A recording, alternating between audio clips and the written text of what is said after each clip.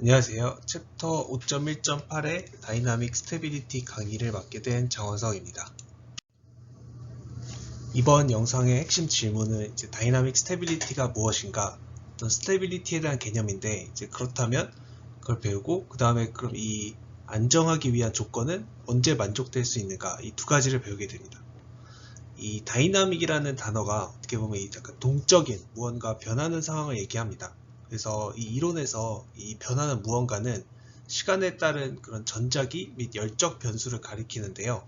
그러면 우리가 전에 시간에 따라 변하지 않는 상황을 배웠었나? 라고 이렇게 물어보실 수 있는데, 앞에서 플럭스 점핑을 배우셨을 때 이 피겨 1 왼쪽 그림을 보셨을 것입니다.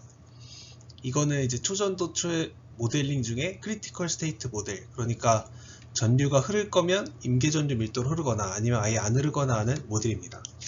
이 모델을 배우실 때 외부 자기장이 가해지는 상황에서 어떤 자기장 변화가 발생할 경우 발열이 생기고, 이게 델타 Q, 그에 따라 초전도체의 온도가 올라가게 되면 그 임계전류가 감소하게 되고, 그렇게 되면 이 외부 자기장을 차폐하려는 전류가 감소하니까 또 자장 변화가 생겨서 발열이 생겨서 이 양성 피드백에 의해서 초전도생이 깨질 수 있다는 플럭스 점핑 이론인데요. 이 이론에서는 시간에 따른 열의 흐름을 고려하고 있지 않습니다. 그래서 냉각도 고려되고 있지 않는데요. 다시 강의 시작하면서 말씀드렸듯이 이 다이나믹 스테빌리티에서는 시간에 따른 열의 흐름, 그러니까 냉각도 고려된다는 것이 핵심입니다.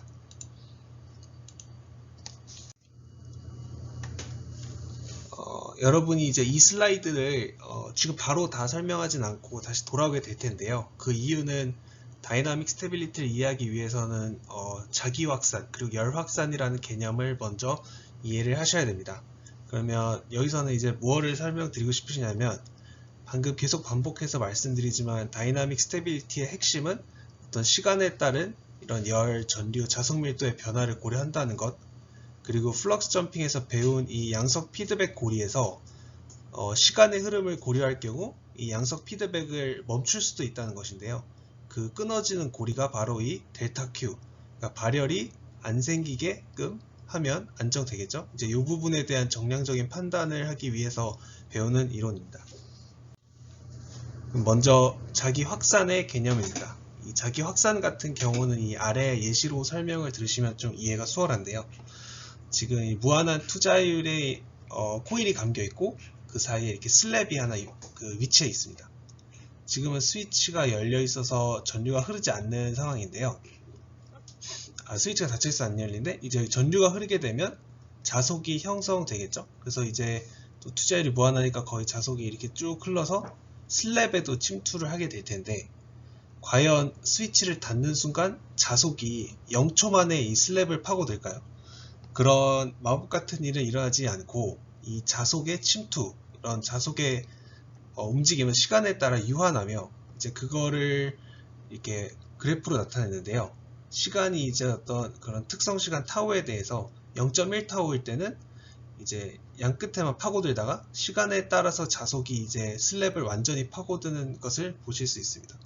이렇게 그 자속의 침투가 어떤 속도를 가진다고 볼 수 있을 텐데, 얼마나 빨리 그런 공간적으로 파고드냐, 그거를 확산이라는 개념을 활용해서 자기 확산이라는 어떤 물리적 변수가 정의가 되게 됩니다. 그 다음은 열적 확산입니다. 열적 확산도 마찬가지인데요. 그러니까 이 에너지, 즉 열의 흐름도 어떤 0초 만에 이렇게 막 이루어지는. 그러니까 여기 한번 예시를 보시면, 예를 들어 이 하나는 뜨거운 물체, 온도 T2, 하나는 T1의 차가운 물체가 있는데, 얘네가 서로 고립되어 있을 때는 각자의 온도였다가 이렇게 서로 붙이자마자 얘네가 0초 만에 어떤 동등한 온도를 가지는 폐형 상태로 수렴하지 않습니다. 이 열의 에너지의 흐름도 결국 시간에 따라 어떤 유한한 속도를 가지는데요. 그런 열의 흐름이 얼마나 빠른지를 표현하는 물리적 변수가 열적 확산, 서멀 디퓨전입니다. 이렇게 간단히 두 개념을 배우셨는데, 그러면 다시 돌아와서 이 다이나믹 스테빌리티에서 보시면 결국 이 델타 Q, 이 지점에서 서로 다른 두 가지가 서로 충돌을 합니다. 첫 번째는 자장의 변화와 그에 따른 발열, 그리고 두 번째는 열의 이동에 의한 냉각, 이 두 가지가 서로 무엇이 더 우세한지 충돌합니다. 만약 자기 확산이 열적 확산보다 더 빨라서 어떤 자기장 변화가 더 빨라서 발열이 더 빠르게 일어날 것인가, 냉각이 채 일어나기 전에, 아니면 반대로 자장의 변화가 이런 열의 움직임보다 느려서 이런 발열이 충분히 쌓이기 전에 열이 바로바로 냉각 유체 쪽으로 빠져나가서 결국 초전도체의 온도가 상승하지 않을 것인가, 이제 이거에 따라서 초전도체의 안정성이 결정되는데요. 이 안정성을 정량적으로 판단하는 이론이 이제 다이나믹 스테빌리티입니다. 그러면 이 다이나믹 스테빌리티를 판단하는 기준이 있을 텐데, 사실 이게 지금 제가 주 부등식만 가져와서 좀 당황스러우실 수 있는데, 이게 사실 유도 과정이 굉장히 복잡하고 결국 이번 강의에서는 그걸 다 설명하는 게 목적이라기보단 다이나믹 스테빌리티의 좀 본질을 이해하는 게 목적인데요.